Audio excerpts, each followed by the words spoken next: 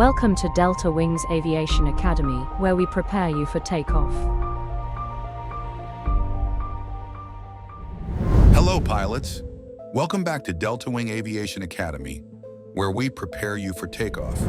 In today's regulation-focused lesson from our Private Pilot series, we'll continue building your foundation in the Private Pilot Airman Certification Standards, ACS.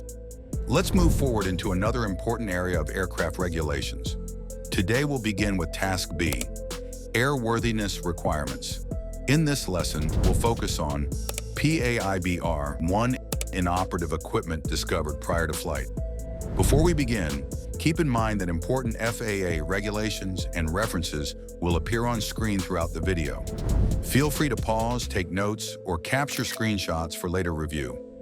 As always, we'll break everything down step by step using simple explanations, real-world pilot scenarios, Checkride-focused understanding, so you can confidently apply this knowledge during training, oral exams, and real flight operations.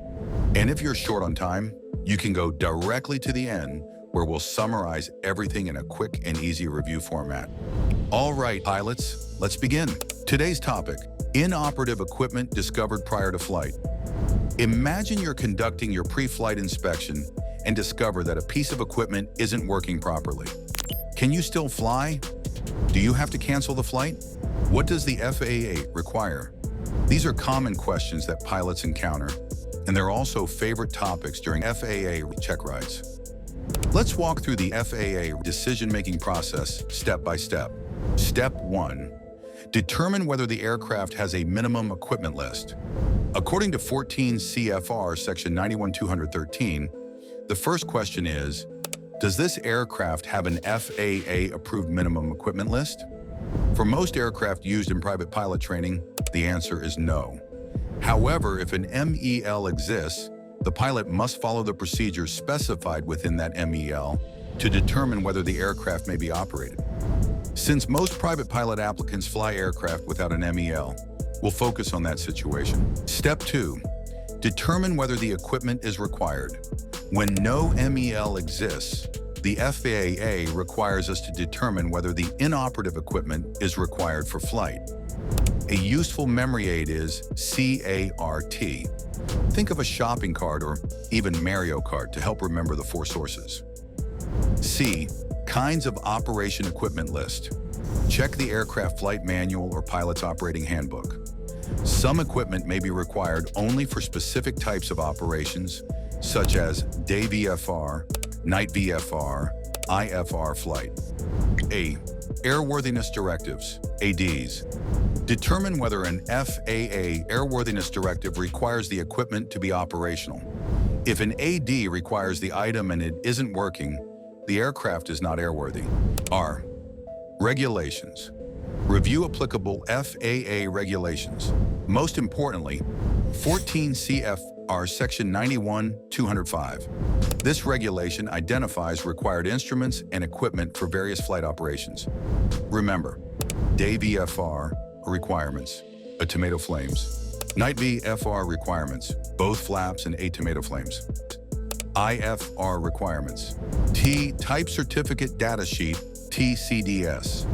Check the aircraft's Type Certificate Data Sheet or any supplemental type certificate, STC. Some equipment may be specifically required as part of the aircraft's certification basis. Step 3. Is the equipment required?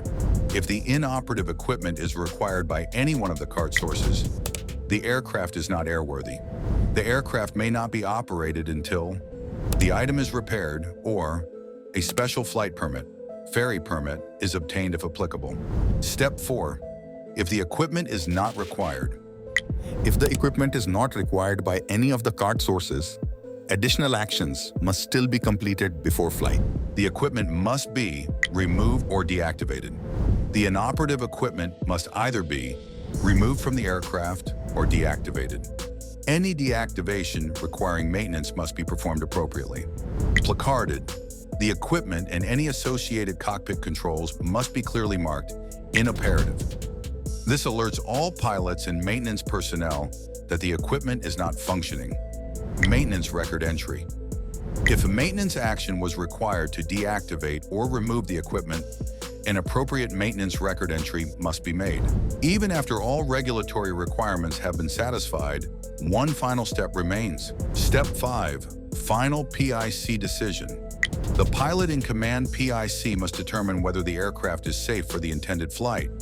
Just because a flight is legal doesn't automatically mean it's safe. The PIC is ultimately responsible for evaluating risks and making the final go-no-go decision. Always ask yourself, would I feel comfortable and safe operating this aircraft under today's conditions? If the answer is no, don't fly. Quick FAA decision flow. Equipment found inoperative. Check minimum equipment list available. If yes, then follow minimum equipment list. If no, then continue.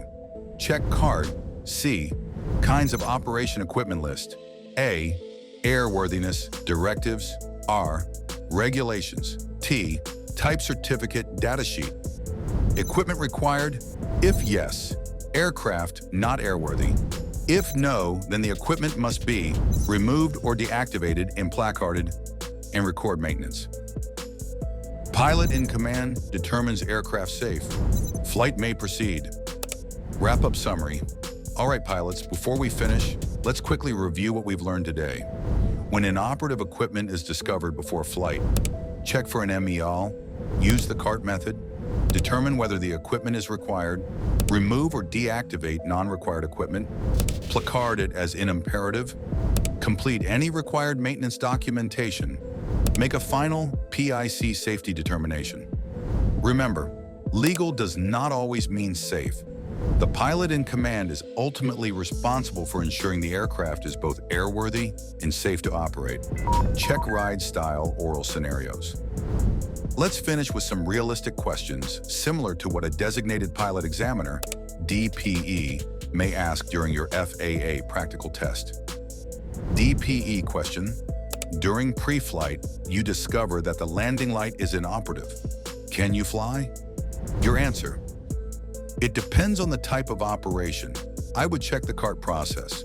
For a daytime VFR flight, a landing light is generally not required unless the aircraft is being operated for hire. If it is not required by CART, it may be deactivated or removed, placarded inoperative, and the aircraft may be flown if deemed safe by the PIC. Next DPE question. You discover that the rotating beacon is not working before a night flight. Can you depart? Your answer. No. Under 14 CFR Section 91-205, approved position lights and an anti-collision light system are required for night operations. The aircraft would not be airworthy for night flight until repaired or otherwise authorized. Next DPE question. What does the acronym CART stand for? Your answer. C. Kinds of operation equipment list. A. Airworthiness directives. R. Regulations. T. Type certificate data sheet. Next DPE question. If equipment is not required, can you simply ignore it and fly? Your answer, no. The equipment must be removed or deactivated, properly placarded as inoperative, any required maintenance actions documented, and the PIC must determine the aircraft is safe for flight. Next DPE question. Who makes the final decision that the aircraft is safe to fly? Your answer, the pilot in command. Even if the aircraft is legally airworthy, the PIC must determine that it is safe for the intended operation. Next DPE question. What is a special flight permit? Your answer. A special flight permit, sometimes called a ferry permit, allows an aircraft that may not currently meet applicable airworthiness requirements to be flown to a location where repairs, alterations, or maintenance can be performed. Thank you for watching today's lesson on inoperative equipment discovered prior to flight. If you found this lesson helpful, please like, subscribe, and share the channel. Your support helps us continue providing clear, FAA accurate aviation education for pilots around the world. Fly safe, and I'll see you in the next video.